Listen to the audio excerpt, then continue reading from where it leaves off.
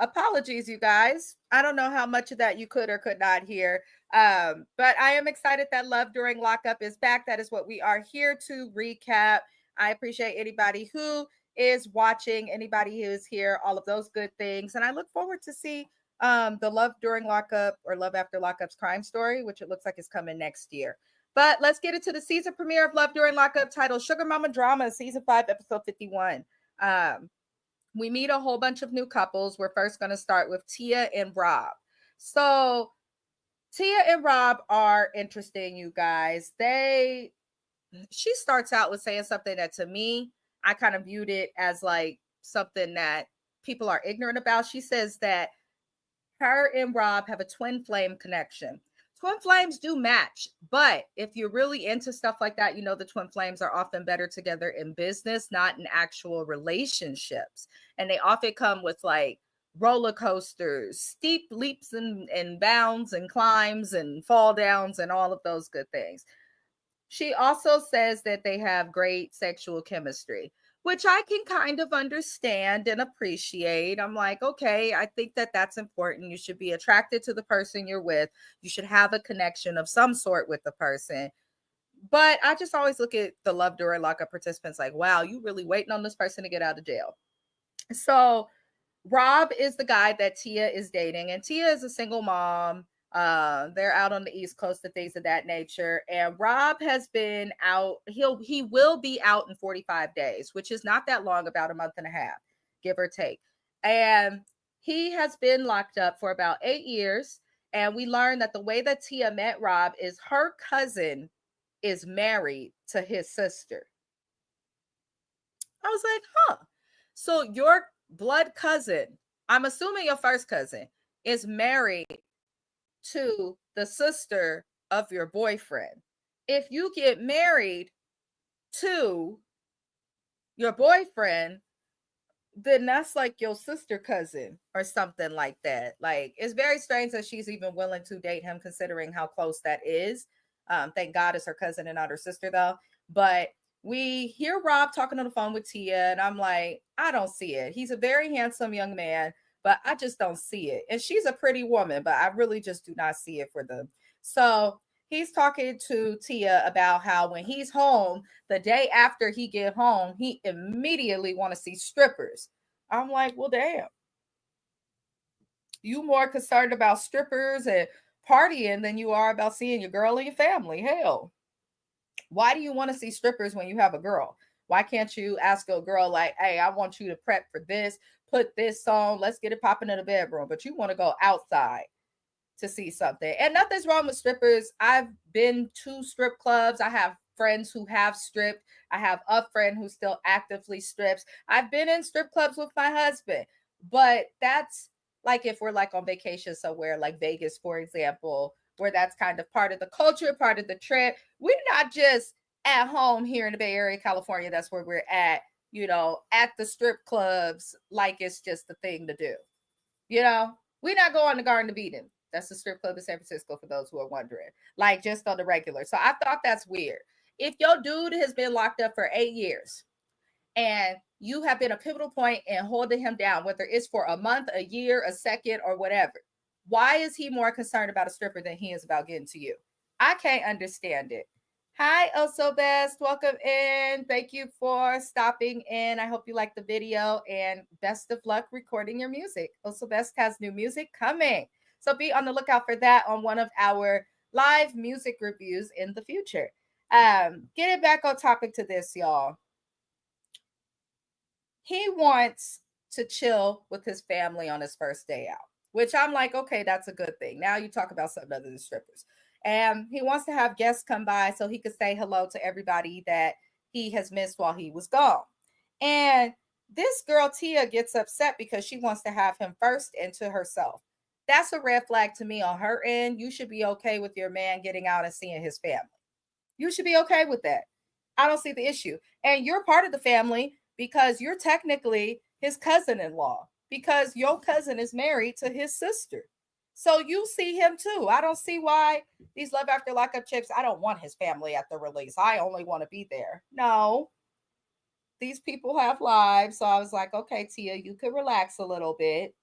But she then says that the reason she is this way and a little bit more clingy is because she was in a previous relationship that was unfortunately volatile and abusive.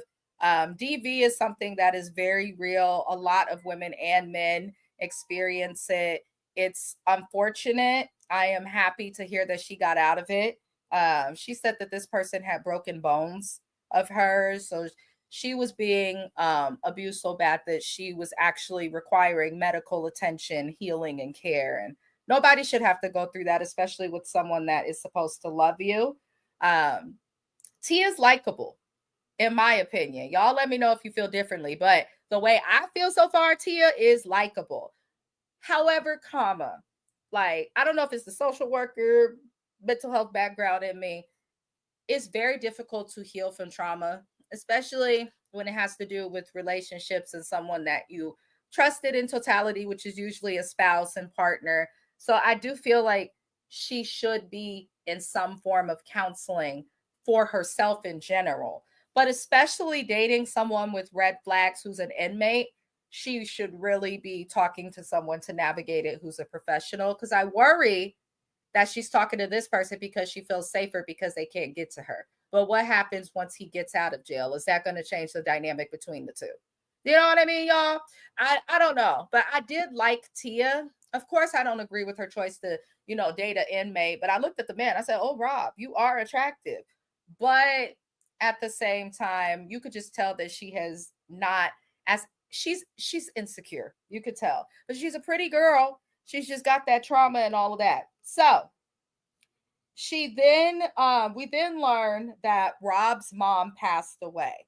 And we learn this information because she's telling us about this a little bit when she's with her cousin and Rob's sister, who are husband and wife.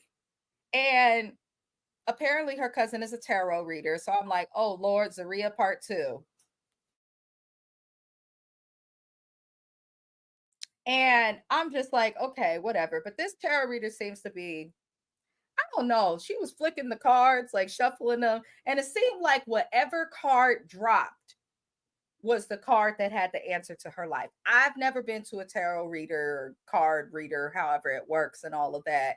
I don't even go to church, y'all, as quiet as it's kept. So I can't tell you if that was accurate, but it looked like she was just shuffling the cards, didn't know how to shuffle it. Whichever card fell is the one that told the future. But the topic of Rob's mom, who passed away, comes up, and essentially the cousin was like, yeah, his mom is okay with that. And I guess they're in the tarot. So Tia's like, I need for her to be okay with that, even though this person is no longer alive. I'm just like, be careful with that, because that's his mom. And if he doesn't believe, or, in the tarot card reading and all of that crazy stuff, that could actually potentially offend him. But we will see. We will see. So she learns from her cousin that Rob will be paroling to Brooklyn, and not with Tia, who does not live in Brooklyn. She lives in some other city in New York. I'm from California, y'all. New York is very far, so all I know is New York City and they little boroughs. I don't really know much outside of that, aside from Rochester and Buffalo. I don't know much. But he's gonna go parole to Brooklyn, New York, with a female. Now, the T is that Tia does not know that he's going to be paroling with a female. She just knew he's not paroling to her, which I thought was also another red flag, because it just shows like, okay, this relationship isn't so developed. But then at the same time, it's kind of good that he's not paroling to her, because if you know you're not trying to be with her like that, don't even play with her and take her space, because we have to remember that Tia is a single mom. So Tia finds this out while talking to her cousin and Rob's sister. And Rob swears this is just a female friend, but I feel like, man or woman, if you feel the need to keep something from your spouse, not lie about it, but just not tell them about it, then in my opinion, you got to know that it's maybe something that your spouse would not be okay with, or something that you should not be doing. That's just how I feel. But maybe their relationship has not been developed long enough for him to feel comfortable with that. So we will see. Anybody who feels differently, let me know. But how I feel right now, I don't think that Tia and Rob will make it, like in the long haul for marriage and all of that. I don't think that Tia and Rob will make it, but she's really sweet. She's really likable. And I do hope it works out for her. But I don't know. Something about him seems off, and you could just tell that she's emotionally vulnerable because of the last relationship. You can just tell it's written all over her face. Do me a favor, y'all, before we move on to the next couple, like the video, subscribe to the channel if you haven't already. I genuinely do appreciate you guys for watching. I have reached the requirements with subscribers as well as watch time hours. So pretty soon I'm actually going to do the little application to monetize on YouTube. Yay me. But regardless if I monetize or not, I'll still be here because I'm to talk about these shows. It's fun, right? Next couple we're going to talk about is Savannah and Bradley. Savannah was a lot. She was a lot. She was just a lot. And not in a bad way. It's just her personality. She's 27, but she was acting like she's like young. Like young. Like she was acting much younger than she is. So I say about Savannah, she's 18 and a 27-year-old's body. That's how I feel. So Savannah's dating a guy named Bradley who is in jail and has been in jail for about 2.5 years. It looks like his charges were weird, a DUI with weed and all these different things. Nothing too serious, but you could just tell that these two probably knew each other and somehow got serious because she was probably one of the few people that actually stuck beside him while he was locked up, which I can understand. Friendships can develop from that and sometimes more. But we learn about Savannah that she has been to rehab for drug addiction. She struggled really bad with addiction and substances, and she went to rehab for this. She states that this happened because she was with an ex who struggled with drugs. She loved the ex's child. Ex got back on drugs, left, took child with him. That depressed her enough to where it led to her getting into this whole thing where she got into all these drugs. I used to know a girl like that named Rachel here in the Bay Area, somewhere around Redwood City in the peninsula. And she did this with a guy that she was dating. He didn't really take her on, didn't really commit fully. And she was upset that she could not, the family didn't want her to be around his child. And I was like, you know, you have to be careful because I understand it's very easy to bond with the child, but that's not your child. It's unfortunate. So it looks like in Savannah's case, it led her to drug addiction, which is sad. But she states that she's been clean and sober from meth and cocaine and the other drugs that she was doing for about 2 years. So congratulations to her. And I genuinely do hope that she remains clean and sober. Now, what worries me is Savannah's job is she is the person when you go to a golf course who drives around in a golf cart and sells the golfers liquor so that they don't have to walk all the way back and all of that. Yes, that is an actual job. So I'm like, for someone who is active in their sobriety, it's kind of like your job is like one big trigger. I don't get that. Now, Bradley is not sober.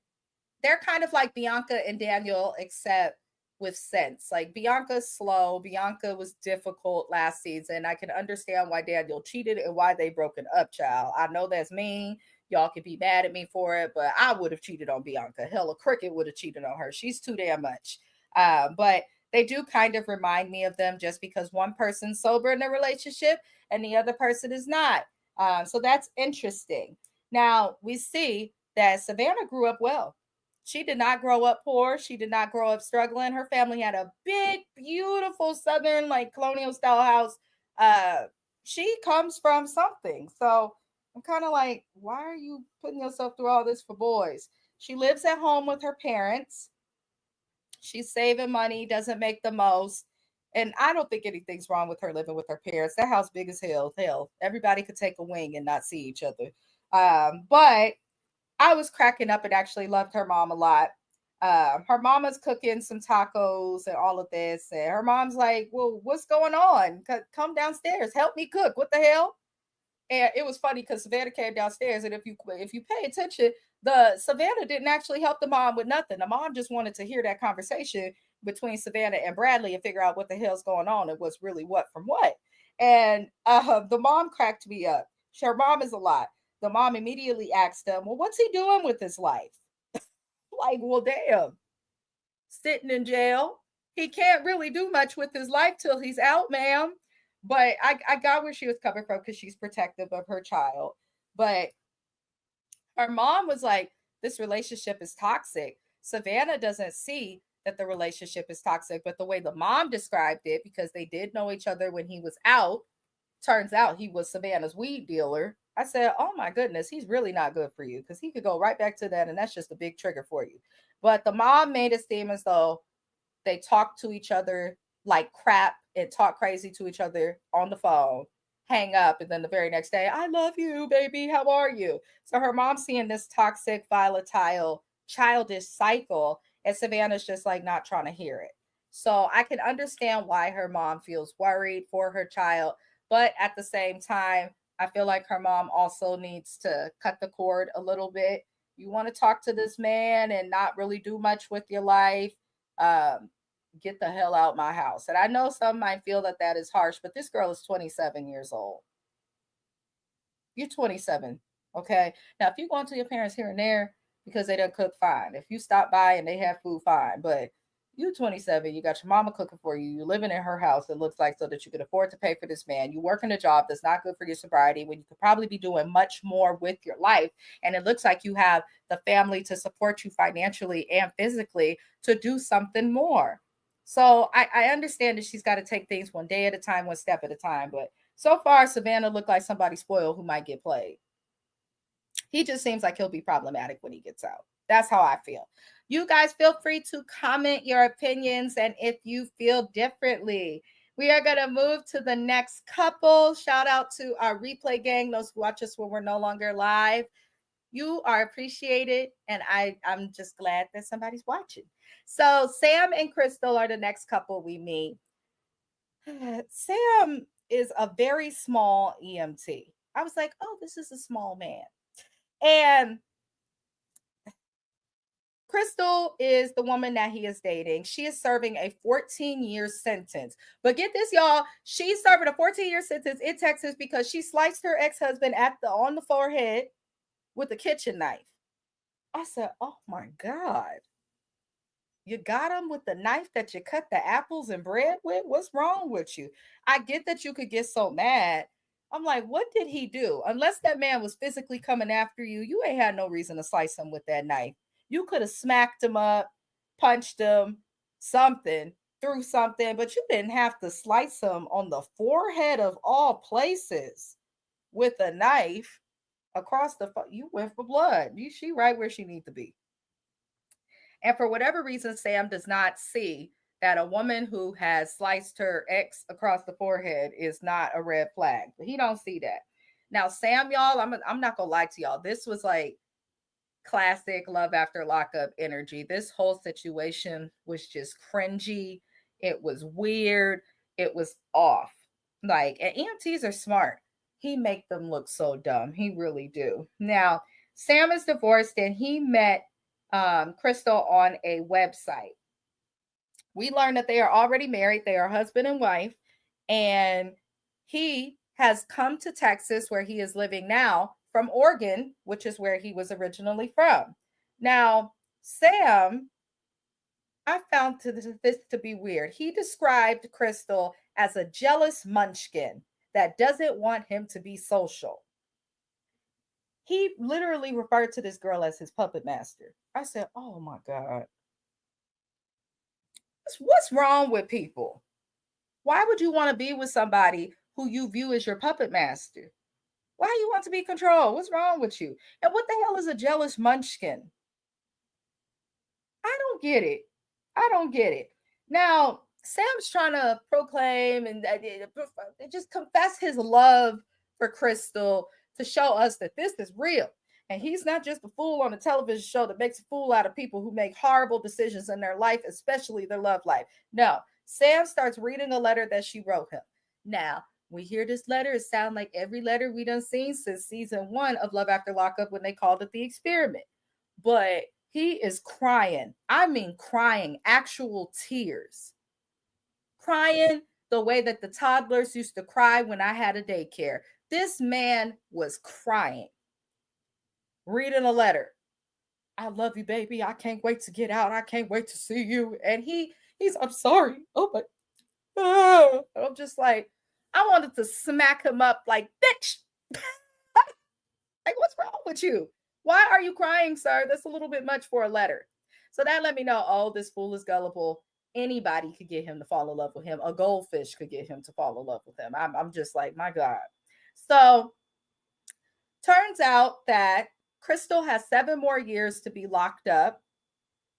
And it's crazy because she does not seem to trust him. I also feel like their relationship is surface level because they don't talk about much. And it looks like Crystal feels that the relationship is surface level as well because she says that they don't know as much about each other as most people would know at this stage of being together, especially while being married, because of this situation with her being locked up. And I'm like, to describe your husband as surface level, that's usually when people file for divorce, but not these people. Not these people, y'all. And that's absolutely insane to me. So we then learn that Sam does not think Crystal is talking to other people. I think he's stupid. She's a pretty girl. She's locked up. He said himself, Texas women are aggressive and something that men like. So why would you think that she's not talking to people if she's treating you the way she wants to treat you? I think Crystal might be paranoid and jealous, the jealous little munchkin as he calls it, because she think that he doing what she's doing. That's really what I think is happening. Because girl, stop. Just stop. So she hasn't been honest with him about everything, but we don't quite know with what just yet. I feel like they'll expose that in another episode. But this is where this shit gets weird, y'all. So Sam's closest friend while living in Texas is not the cool little country co-worker he had working on the rig, but it's Crystal's grandmother. This is all very strange. Don't get me wrong. My Nana, shout out to my Nana. I don't know if she's watching. She loves my husband. I feel like my grandmother likes my husband more than me. And my family has said that too at times. I'm just like, what the hell, Nana? And my Nana loves me. She spoils me and all of that. But I'm just like, what? I get a spouse having a close or good relationship with a family member, but this is weird. So his closest friend is Crystal's grandmother. And the grandma says that Crystal was jealous of the relationship that Sam and the grandmother have together. I said, how the hell you jealous of your grandma? What is going on? Make it make sense. That is crazy. I can't imagine looking at my 89-year-old Nana and saying to myself, I'm jealous of your relationship with my husband. Like, what do you think is going to happen between the two? And it looks like the grandma, she said, Sam is heaven sent. He's an angel. He gets my groceries. He takes me to my appointments. He comes over. He does the dishes. He brings me food. Hell, I love him too. It don't matter if you're 22, 12, 16, 74, 89, or 40. Anybody who's going to come and get your grocery shopping done, drive you around with their gas so you ain't got to use yours, all she got to do essentially is pay the rent. She's living the life while Sam handles stuff. But the grandma did make it very clear. She was like, I would never do anything with my granddaughter's, person. And the grandmother actually, it looks like raised Crystal because her mother passed away. Her father's not in the picture. So her grandma's all she has left and the main person who took care of her. So I appreciated that the grandma made it clear. But then the grandma got weird because the grandma kind of insinuated like she feels like Sam might want her. I don't know. I'm like, I don't think he was like making jokes too. He did seem very like enamored and like excited to be around her. I don't know. He's a weird guy. I'm gonna continue watching, but right now I do kind of believe the grandma. I do look like he might have a little crush on her, but is trying to keep it real and right and tight because he likes Crystal. But this is not a healthy boundary that grandparent and step grandchild in law, whatever the hell you call it, should have. But the last crazy thing we learned is that Sam spends 27,000 a year on Crystal, a total of 102,000 or some crazy number. Now, 27,000 is not a lot of money. That is below the federal poverty line. That means that you don't make a lot with 27,000. You're considered in poverty. So it's not a lot, but to put that much on someone's books on an EMT salary, EMTs are heaven sent. However, they're not paid what they deserve. Like I'm a social worker. They always say overworked, underpaid is the truth.com. I feel like EMTs also get that. So I'm like, you got all of this money to just be spending, sir?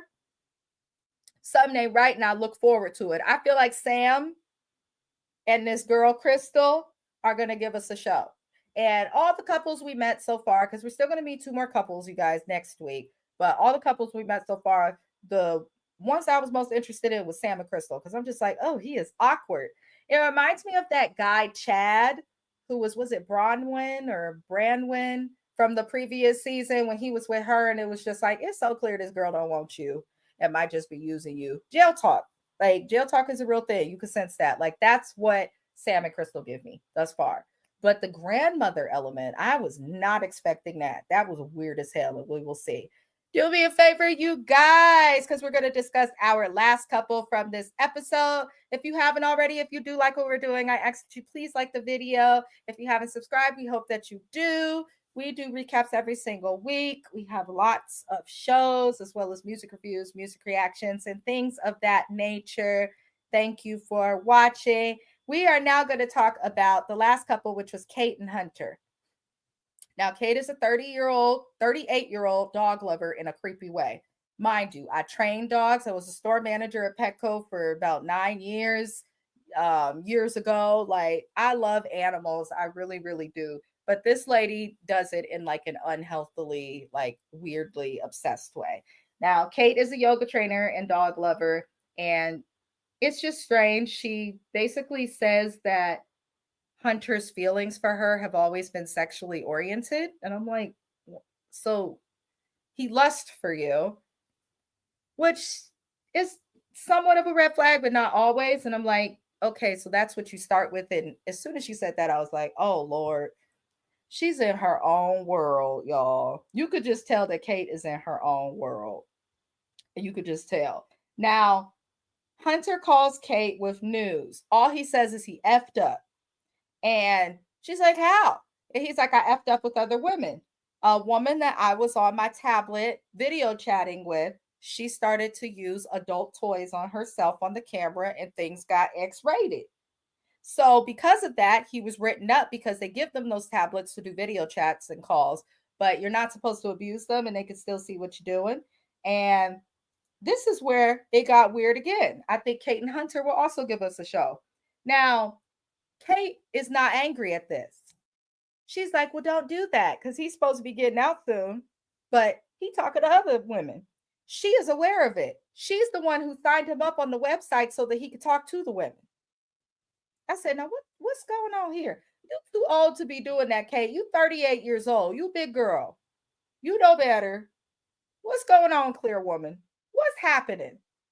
She's a attractive, beautiful woman too.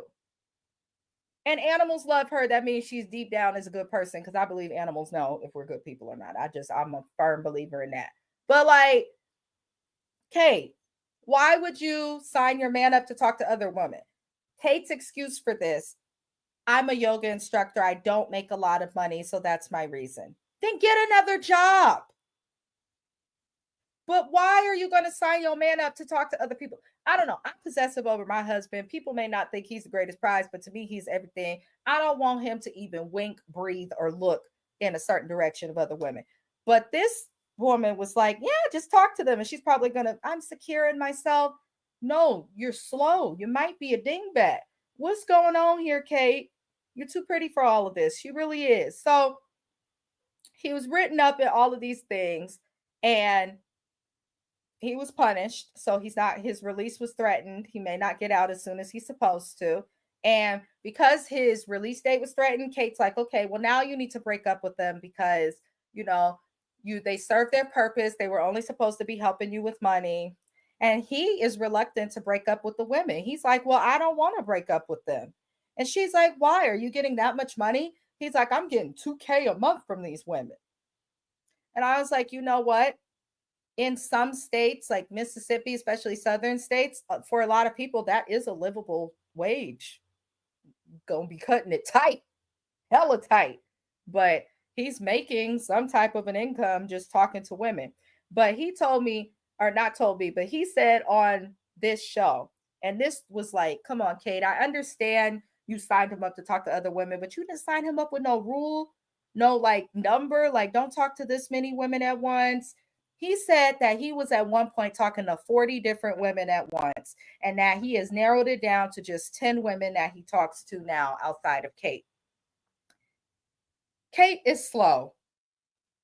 She just is. So, as I expected, you know, Hunter says, it's gotten complicated with one of the women that I'm dating. And I'm looking like, of course it has. Of course it's gotten complicated, dude. So, one of the women he's dating, it looks like is attached, and it's not going to be so easy for him to dump them. But if that man was really about you, Kate, then the moment that you say, hey, babe, stop talking to these women because you're about to get free, he would have stopped talking to them. So we will see what happens with them. But this was a good entry. I thought this was good for a premiere episode. Everybody was interesting. I always like when Love During Lockup comes on because we get a little bit of a break from the 90-minute episodes of Love After Lockup and Life After Lockup. But I genuinely feel like they did a little better with casting. The beauty of Love During Lockup is you don't need to have couples that will make it, because it's just interesting to see the process of dating someone who's in jail. One of my very good friends, Chop, is locked up right now. He's been in prison for about 2 years. He's getting out in February, though. So, yay, free Chop. We're very happy that you're coming home. But I talked to him on the little GTL app, and listen, y'all, I'm cheap. This goes sound mean. I said, I got $25. That's the minimum they make you load onto this app. That's all I got to text you. Because my schedule's crazy and the timeline for calls. But I can't imagine like having a relationship with someone in that way. Like it's hard to maintain just a regular ass friendship, but let alone to be dating and keeping the romantic interest and all of that intact. That is crazy to me. But that was pretty much this episode, you guys. Comment your opinions. Even when we're no longer live, I'm always responsive and responding to comments. I enjoy talking to y'all. Y'all like my little online virtual besties. Love and light to all of you thugs. We will also be covering a Netflix show. I do about one Netflix show every few months. The Later Daters. I'm going to be covering that. I've just taken forever to get on the live. But I will be doing that. I'll also be on the Watch Your Mouth Reviews channel tomorrow to go over Love and Marriage Huntsville. And maybe an unpopular opinion video with James. And we have a Christmas music reaction that's dropping tomorrow. So, which is Sunday, December the 15th. So be sure to tune into that if you are into the holidays. But I truly appreciate all of you guys. Hope you like the video. Subscribe to the channel. From my home and household, happy holidays to everybody who watches me. Anyone who's alone, you are not alone. Feel free to comment, send me a DM or any of that. Reach out. And I will see y'all on thy next review. Adios.